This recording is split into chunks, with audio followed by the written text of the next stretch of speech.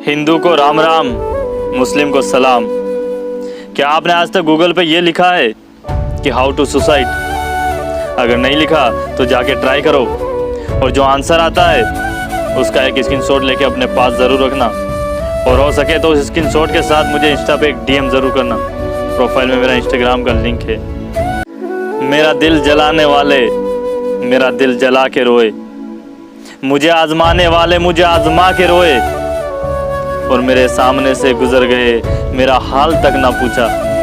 मैं कैसे यकीन करूं कि वो दूर जाके रोए। लफ्ज आईने हैं, इन्हें मत उछाल के चलो। अदब की राह है, जरा देखभाल के चलो। और मिली है जिंदगी तुम्हें इसी मकसद से कि खुद संभलो और औरों को संभाल के चलो। कि तन्हा बैठा था मैं एक दिन अपने मकान में, चिड़िया बना रही थी घोंसला अपना रोशनदान में। पल भर में आती थी, पल भर में जाती थी, छोटे छोटे तिनके अपनी चोंच में भर लाती थी। वक्त गुजरा, हवा के झोंके आने लगे। कुछ दिन बाद घोंसले में चिड़िया के दो बच्चे चिल्लाने लगे।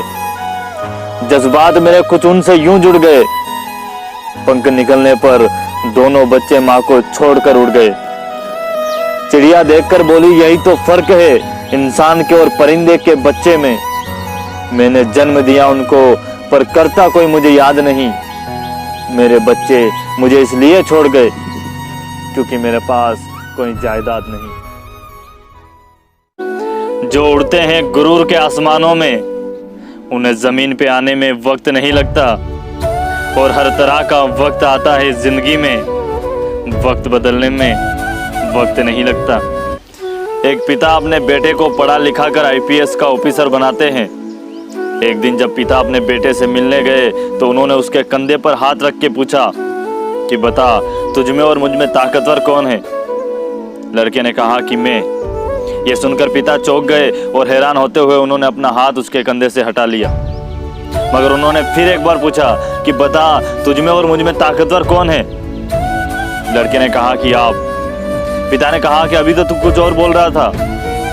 लड़के ने कहा कि जब मैंने ये कहा कि मैं दुनिया का सबसे ताकतवर इंसान हूँ, उस वक्त आपका हाथ मेरे कंधे पर था, और मैं ही नहीं बल्कि दुनिया का हर वो बेटा सबसे ताकतवर है जिसके कंधे पर उसके पिता का हाथ हो। Happy father's day. एक आदमी दो औरत से शादी करे तो एक औरत दूसरी औरत को सौतन कहती है, मगर एक औरत दो आदमी से शादी करे तो पहला आदमी दूसरे आदमी को क्या कहेगा? Comment now. एक बार एक चिड़िया ने मधुमक्खी से पूछा कि तुम इतनी मेहनत कर शहद इकट्ठा करती हो और इंसान आता है उसे चुरा कर ले जाता है, क्या तुम्हें कभी कोई तकलीफ नहीं होती? यह सुनकर मधुमक्खी ने बड़ा ही सुंदर जवाब दिया, सुनिएगा।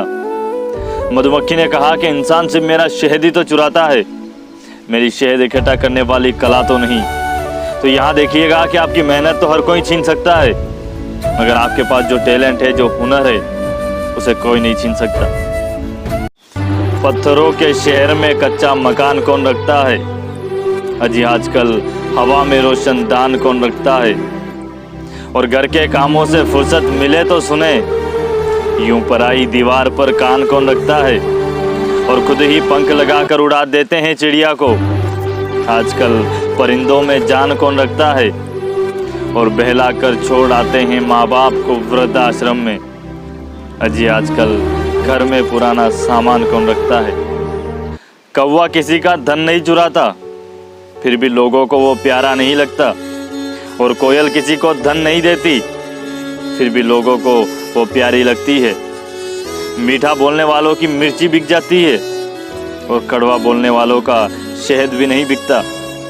फर्क सिर्फ मीठी बोली का है, जिससे सबके दिल जीते जा सकते हैं।